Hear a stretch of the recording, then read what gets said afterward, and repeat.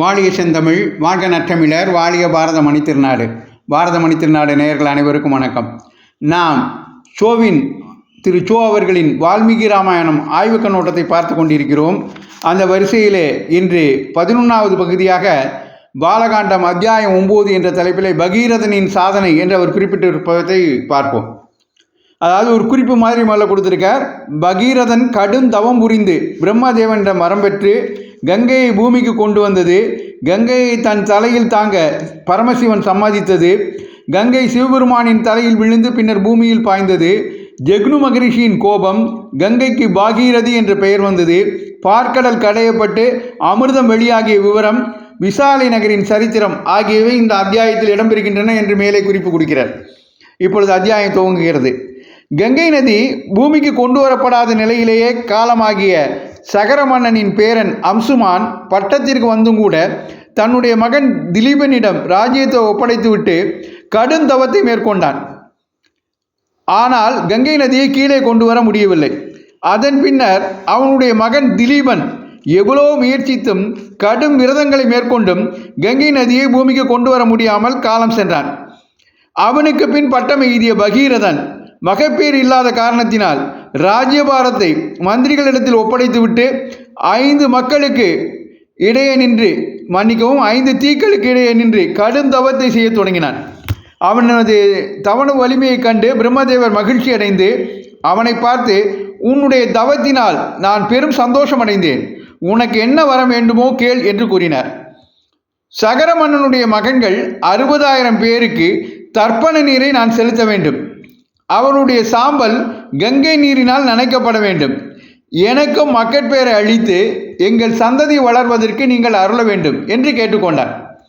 பிரம்மதேவர், கடுமையான தவம் புரிந்தவனே பகீரதா, இஷ்வாகு வம்சம் விருத்தி அடையும் வகையில் உனக்கு மக்கட்பேர் உண்டாகட்டும். கங்கை ஹிமவானுக்கு பிறந்தவள். அவளை தாங்குவதென்றால் அவ்வளவு எளிதான காரியமல்ல. அவள் பூமிக்கு வந்தால் தாங்கக்கூடிய சக்தி யாருக்கும் கிடையாது. சிவபெருமானை தவிர அந்த காரியத்தை செய்யக்கூடியவர் எவரும் இல்லை. அப்படி சிவபெருமானால் தாங்கப்படாமல் கங்கை பூமி அடைந்தால் பூமாதேவியினால் அதை தாங்க முடியாது. ஆகையால் கங்கையை தாங்க சிவனுடைய சம்மதத்தை நீ பெற்றாக வேண்டும். அப்படி பெற்றால் கங்கையை நீ பூமிக்கு கொண்டு வந்து விடலாம். உனக்கு மங்களம் உண்டாகட்டும் என்று ஆசீர்வதித்தார்.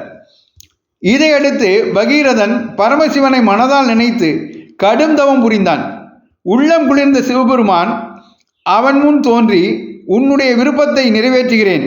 மலைகளின் அரசனாகிய ஹிமவானின் மகள் கங்கை பூமிக்கு வரும்போது அவளை நான் என் தலையில் தாங்குகிறேன், கவலையை விடு என்று வரமளித்தார்.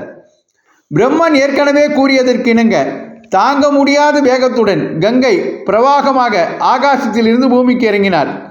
தன்னை தாங்குவதற்காக தயாராக நின்ற சிவனையும் அடித்து கொண்டு போகும் வேகத்துடன் வீழ்வது என்ற எண்ணத்துடன் கங்கை பாய்ந்து வந்தபோது பரமசிவன் அவளுடைய இருமாப்பை அடக்க நினைத்தார். கங்கை அவருடைய தலையில் வீழ்ந்தாள். ஆனால் அதன் பின்னர் அவள் எவ்வளோ முயற்சித்தும் அவளுடைய ஜடைமுடியிலிருந்து தப்பி கீழே இறங்க அவளால் இயலவில்லை. இப்படி கங்கை நதி சிக்குண்டதை கண்ட பகீரதன் மேலும் தவம் புரிந்தான். மீண்டும் அவனுக்கு அருள விரும்பிய சிவபெருமான் தன் முடியிலிருந்த கங்கையை விடுவித்து பிரம்மனால் சிருஷ்டி செய்யப்பட்ட பிந்துசரஸ் என்னும் நீர்நிலையில் விட்டார். அப்போது கங்கை நதியில் 7 நீரோட்டங்கள் உண்டாகின. அவற்றில் 3 கிழக்கு திசையை நோக்கி சென்றன, மேலும் 3 மேற்கு திக்கை நோக்கி பாய்ந்தன. 7வதான நீரோட்டம் பகீரத மன்னனை பின்தொடர்ந்து சென்றது.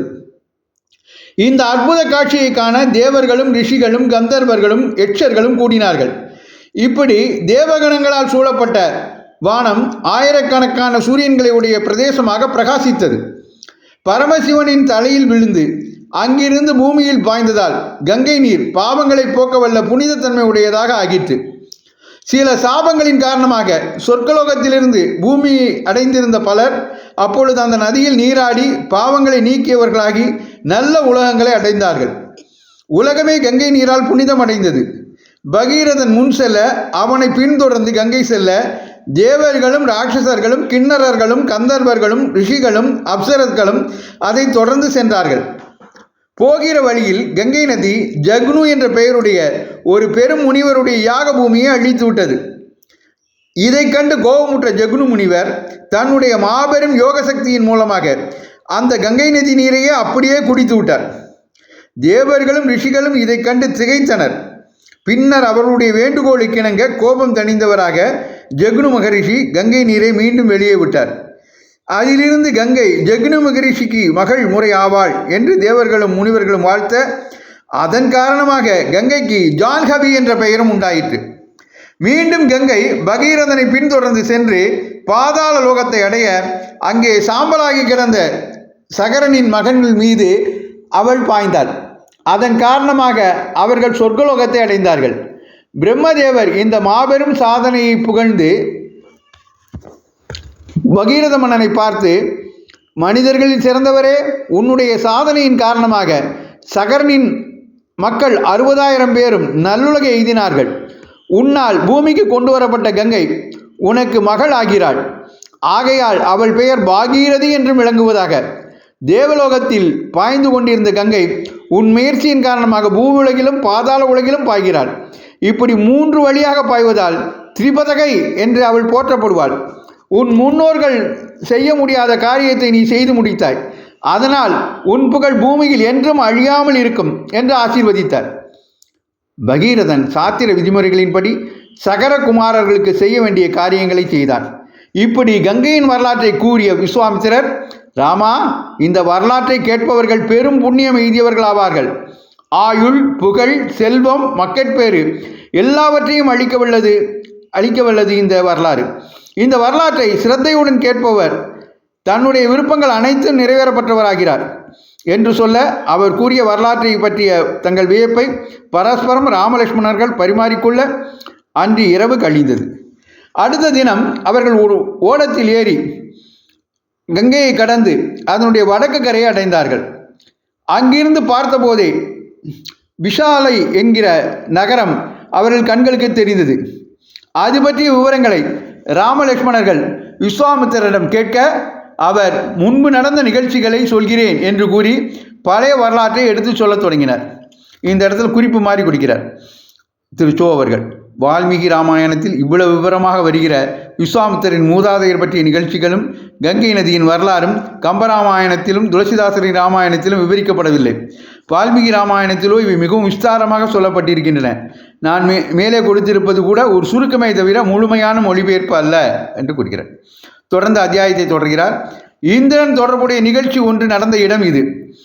அதற்கு முன்னால் கிருதயுகத்தில் நடந்த நிகழ்ச்சிகளை சொல்லி அதன் பின்னர் இந்திரன் சம்பந்தப்பட்ட ஒரு வரலாற்றையும் சொல்கிறேன், கவனமாக கேட்பாயாக என்ற முன்னுரையுடன் விஸ்வாமித்திரர் விஷாலை நகரம் பற்றிய விவரம் அறிய விரும்பிய ராமருக்கு பதில் சொல்லத் தொடங்கினர். காசியபருக்கு 2 மனைவிகள். திதி என்ற மனைவியின் புதல்வர்கள் பெரும் பலவான்கள். அதிதி என்ற மனைவியின் மகன்கள் சிறப்பு வாய்ந்தவர்கள், தர்மத்தின்படி நடப்பவர்கள். கவலை, நோய், மரணம் ஆகியவற்றுக்கெல்லாம் அப்பாற்பட்ட நிலையை எய்த விரும்பிய அவர்கள் அனைவரும் நீண்ட ஆலோசனைக்கு பிறகு பார்க்கடலை கடைந்து அதிலிருந்து கிடைக்கக்கூடிய அமிர்தத்தை பருகுவது என்ற முடிவுக்கு வந்தார்கள். மந்திரமலையை மத்தாக பயன்படுத்தி வாசுகி என்ற பெயருடைய பாம்புகளின் அரசனை அந்த மத்தை சுழற்றுகிற கயிறாக இயக்கி நெடுங்காலம் இவர்களால் பார்க்கடல் கடையப்பட்ட போது மூவுலகையும் அழித்து விடக்கூடிய அக்னி போன்ற ஹாலகாலம் என்ற பெயருடைய கொடிய விஷம் வெளிப்பட்டது. திதியின் புதல்வர்களும் அதிதியின் புதல்வர்களும் பெரும் கலக்கமுற்றார்கள். அந்த விஷயத்தினுடைய வாடையின் கொடூரத்தை கூட சகிக்க முடியாதவர்களாக நடுநடுங்கி போன அவர்கள் தன்னை சரணடைந்தவர்களை காப்பாற்றுகிற பரமேஸ்வரனை தஞ்சமன் அடைந்தார்கள். போற்றுதலுக்கும் புகழுக்கும் உரியவரும் நன்மைகள் அளிப்பவருமாகிய பரமசிவனை வணங்கி நின்று காப்பாற்றுங்கள் காப்பாற்றுங்கள் என்று அவர்கள் மிகவும் பணிவுடன் வேண்டிக் கொண்டார்கள். இப்படி தேவர்கள் அனைவரும் பரமசிவனை வேண்டிக் கொண்டிருக்கும் போதே அங்கே மகாவிஷ்ணு சங்கு சக்கரம் ஏந்தியவராக காட்சியளித்தார். தேவர்களின் வேண்டுகோளை கேட்ட அவர் சூலத்தை கையிலேந்தி நின்ற சிவபெருமானை பார்த்து, தேவர்களுள் மேம்பட்டவரே, நீங்கள் தான் முதலில் தோன்றியவர், முதல் மரியாதைக்குரியவரும் நீங்களே. ஆகையால் இங்கே முதலில் வெளியாகிய கொடிய விஷயத்தை உங்களுக்கு தரப்படுகிற முதல் மரியாதையாக ஏற்று அதை நீங்கள் உங்களுடையதாக்கி கொள்ள வேண்டும். எதையும் செய்ய வல்ல நீங்கள் தேவர்கள் இந்த வேண்டுகோளுக்கு இசைய வேண்டும் என்று கூறிவிட்டு அகன்றார்.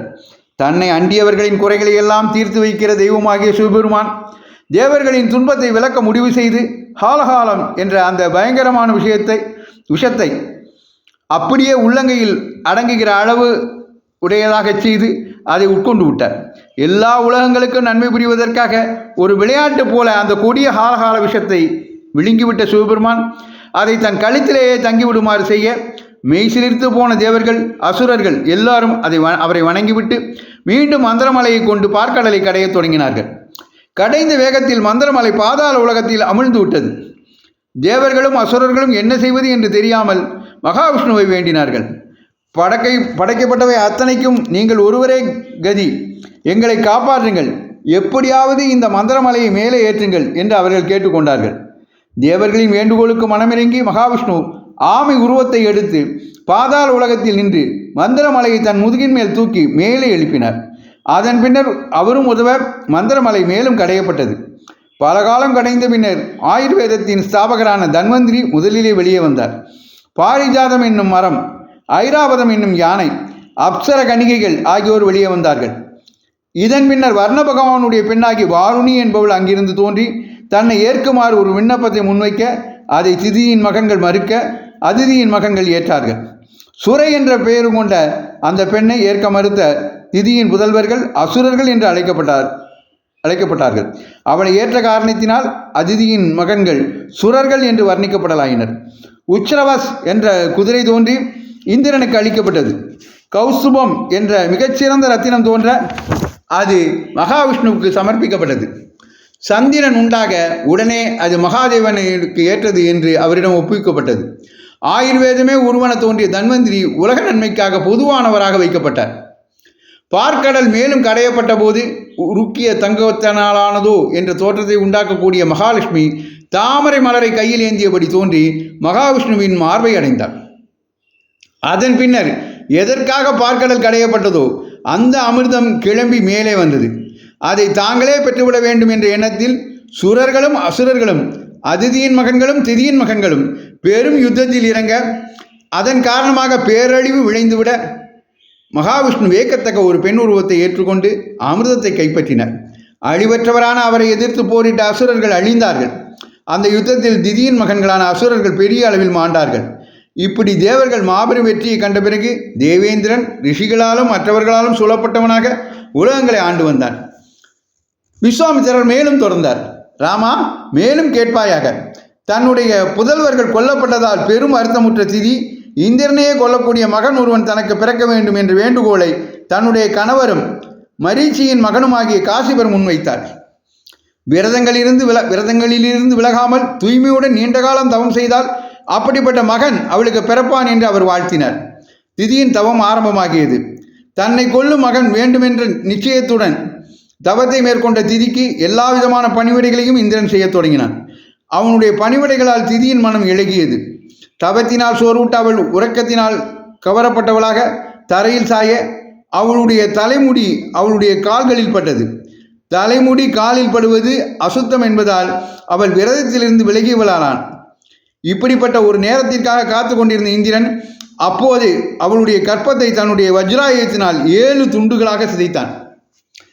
அவனை தடுக்க முயன்ற திதி தேவியை பார்த்த இந்திரன், கால்களின் மீது தலைமுடி படுகிற நிலையில் நீங்கள் உறக்கமுற்றதால் இங்கே அசுத்தம் விளைந்தது. அந்த உங்களுடைய தவறை பயன்படுத்தி நான் என்னுடைய காரியத்தை செய்து கொண்டேன்.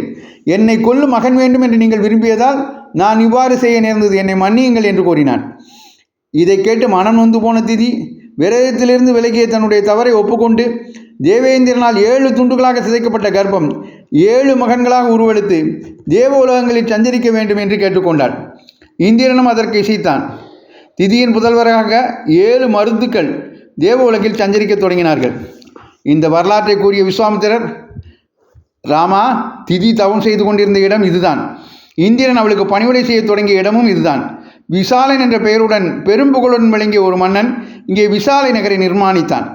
அவனுடைய வம்சத்தில் வந்த சுமந்திரர் என்பவர் இப்போது விசாலை நகரத்தை ஆண்டு கொண்டிருக்கிறான். இவ்வாறு கூறிய விஸ்வாமித்திரர் அன்று இரவை அங்கேயே கழித்துவிட்டு அடுத்த தினம் மிதிலைக்கு சென்று ஜனக மகாராஜனை காணலாம் என்று கூற அவர்கள் எல்லோரும் அங்கேயே தங்கினார்கள். விஸ்வாமித்திர முனிவர் தன்னுடைய நகரத்தின் எல்லைக்கு வந்திருக்கிறார் என்பதை கேள்வியுற்ற சுமதி என்கிற மன்னன் புரோகிதர்களுடனும் பரிவாரங்களுடனும் அவர் தங்கியிருந்த இடத்திற்கு வந்து அவருக்கு மரியாதைகளை செய்தான். தசரத மன்னனின் புதல்வர்கள் என்றும் தன்னுடைய யாகத்தை காப்பாற்றியவர்கள் என்றும் ராம லக்ஷ்மணர்களை சுமதி மன்னனுக்கு விஸ்வாமித்திரர் அறிமுகம் செய்து வைத்தார். அதிதிகளாக வந்த தங்களுக்கு சுமதி மன்னன் செய்த மரியாதைகளை ஏற்றுக்கொண்ட ராம லக்ஷ்மணர்கள் விஸ்வாமித்திரருடன் அன்று இரவு அங்கேயே கழித்துவிட்டு அடுத்த தினம் மிதிலை நகருக்கு புறப்பட்டார்கள். அடுத்தாவில் ஒரு சின்ன குறிப்போடு முடிக்கிறார் இந்த அத்தியாயத்தை. பார்க்கடல் கடையப்பட்டது பற்றியோ விசாலை நகரம் பற்றியோ கம்பராமாயணத்திலும் துளசிதாசர் ராமாயணத்திலும் எதுவும் சொல்லப்படவில்லை என்று சொல்லி அந்த அத்தியாயத்தை முடிக்கிறார். நாம் தொடர்ந்து சோ அவர்களின் ஆய்வு கண்ணோட்டத்தில் வால்மீகி ராமாயணத்தை காண்போம், ஒவ்வொரு சனிதோறும் காண்போம். எனவே இந்த தொடரை தொடர்ந்து கேட்க விரும்புபவர்கள் பாரதமணி திருநாடு சேனலை சப்ஸ்கிரைப் செய்யுங்கள் என்று கேட்டுக்கொண்டு விடைபெறுகிறேன். நன்றி, வணக்கம், ஜெய் ஹிந்த்.